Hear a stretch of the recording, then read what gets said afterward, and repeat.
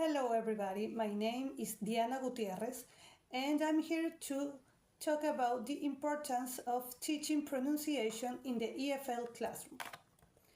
Why teaching pronunciation?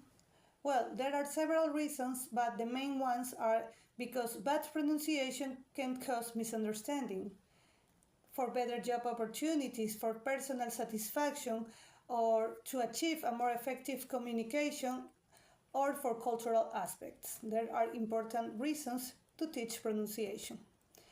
But there are also some problems that a teacher faces when trying to teach pronunciation. For example, the lack of class time when teaching in big size classes, or that isolated exercises do not do the job. They should be frequent and regular.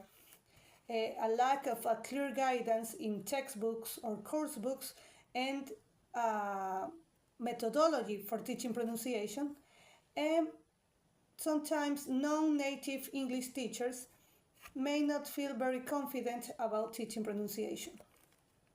Learners also face some challenges, such as the difficult they find when trying to change L1 patterns to L2 patterns, or they may feel fear or frustrated, or because of the different articulation between the two languages, or that letters, while the same, for example in Spanish and in English, they sound very different.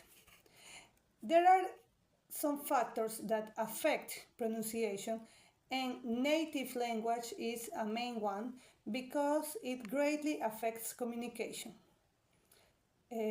Also because some phonemes sound different and similar words, for example, coat or goat, or could, good, would, there are different sounds. And because between ages from 11 to 13 is a window when it's easier to reduce the interference from native language, and also motivation is an important factor when learning how to pronunciate. There are some techniques that teachers can use in the EFL classroom to teach pronunciation. One of them is drilling. Is when learners listen to a model that can be from the teacher or from an audio, and they repeat it. This is very useful when learning new vocabulary. So students repeat until they achieve an acceptable pronunciation of the word. Also, there is the technique of minimal pairs, when they listen to two words that only vary in one sound. For example, three or free, or very or very. Now, there are also some activities teacher can apply in the EFL classroom. For example, using the learner talk time to correct pronunciation, or after drilling, they can think about similar words that has the stress similar to the first one.